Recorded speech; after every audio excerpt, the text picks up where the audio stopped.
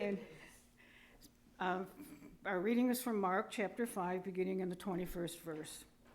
And when Jesus had crossed again in the boat to the other side, a great crowd gathered about him, and he was beside the sea. Then came one of the rulers of the synagogue, Jairus by name, and seeing him, he fell at his feet and besought him, saying, "My little daughter is at the point of death. Come and lay your hands on her, so that she may be made well and live." And he went with him, and a great crowd followed him and thronged around him. And there was a woman who had had a flow of blood for 12 years, and who had suffered much under many physicians, and had spent all that she had, and was no better, but rather grew worse. She had heard the reports about Jesus, and came up behind him in the crowd and touched his garment.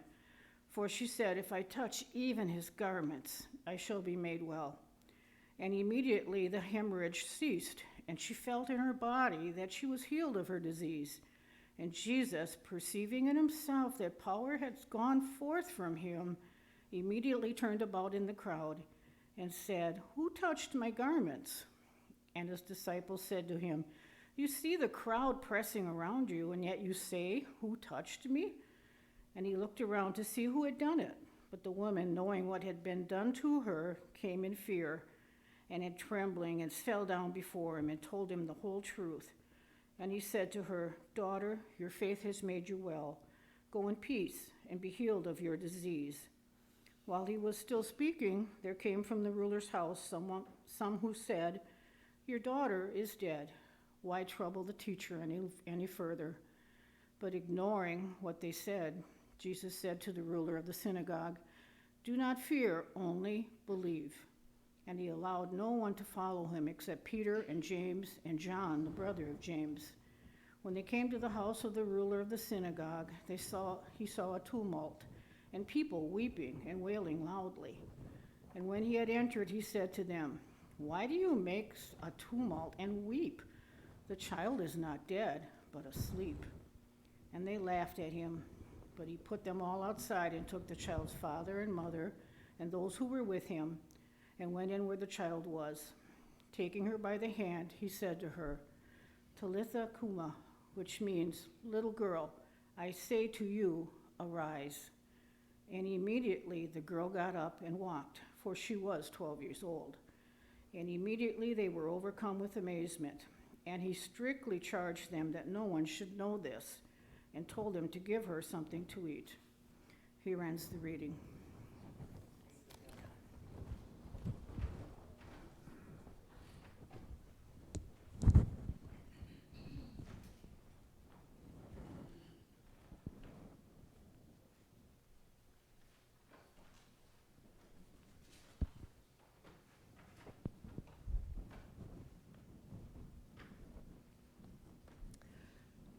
Today, I would like to start with a painting.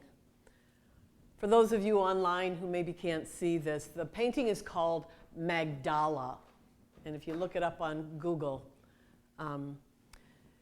imagine this painting. It's probably larger than would go on the wall of our sanctuary. So we are absolutely dwarfed. I mean, actually, when you look at this foot right here in my hand, you can see that we are dwarfed by this painting. This is an artist's rendering of our gospel reading for today. What do you see? What do you notice? And actually, the picture is much bigger, including more feet. What feelings does this piece of art create in you?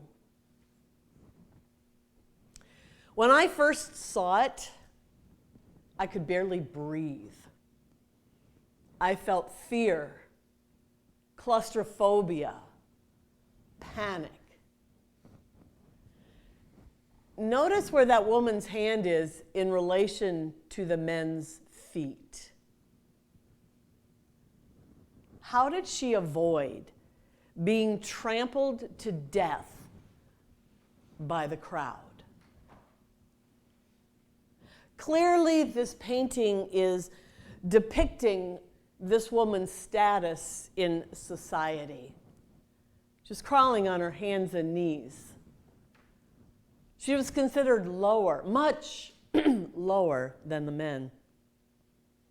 She was invisible, unnoticed, and unimportant.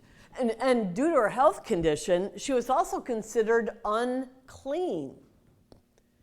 The laws clearly stated back then that she should remain outside of town until her bleeding stopped. Just as a reminder, she'd been bleeding for 12 years. She had been shunned by her community for 12 years. Can you imagine the courage and determination it took for her to do this? Not only to enter the city, not only to enter the crowd of people surrounding Jesus, but for her actually to reach out and touch his robe. She risked breaking all the rules. She risked coming out. She risked death to get the help she desperately required and longed for. And then she could have just quietly slipped away from the crowd. She got what she wanted. She touched the hem of Jesus' robe, and she immediately felt healing surging through her body. But when Jesus felt her presence, when Jesus felt his energy connecting with hers, when he asked, "Who touched me?" And of course, then all the disciples are going, "What are you talking about, Jesus? Are you crazy? Look at everybody." She owned up to it. But the woman, knowing what had happened to her, came in fear and trembling, fell down at Jesus and told him the whole truth. Verse 33. She could have sneaked away, most likely unnoticed by anyone. But instead, she was honest. She was vulnerable, made herself vulnerable. She stepped out of the shadows and stopped hiding from the world. And in doing so, she found the healing that was so necessary for her, as well as a relationship with Jesus that went beyond anything she could have imagined. Jesus and this woman connected in ways that Jesus and the rest of the crowd did not. And that felt pretty amazing, especially when he called her daughter. Sure, the healing that she experienced was wonderful in that moment, but she just couldn't sneak away. She could not dishonor her experience or ignore the sacredness of their connection. She felt Jesus' invitation to go into relationship with him deeper. So she did the only thing she could do. She took a step deeper into their relationship. She realized she wanted to be so close to Jesus so badly that she was willing to risk everything to have it. This woman is a powerful, powerful witness for us in our faith lives. She is a role model for us as well in our relationships, not just with Jesus, but with each other. So what can we learn from her? We learn that relationships are built through honesty. And when we are honest, healing happens. Spiritual healing, emotional healing, physical healing. We cannot get closer to others by hiding and staying in the shadows. We learn that when we are able to be vulnerable and reach out, that becomes a bridge to connection. Being vulnerable brings a host of gifts for those able to practice it. So find the people who are safe for you to share your vulnerability. And start in your prayer life with Jesus.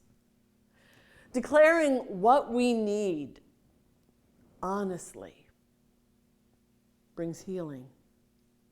Speak courageously when you are in need to those who are important to you. And finally, resist hiding from the rest of the world.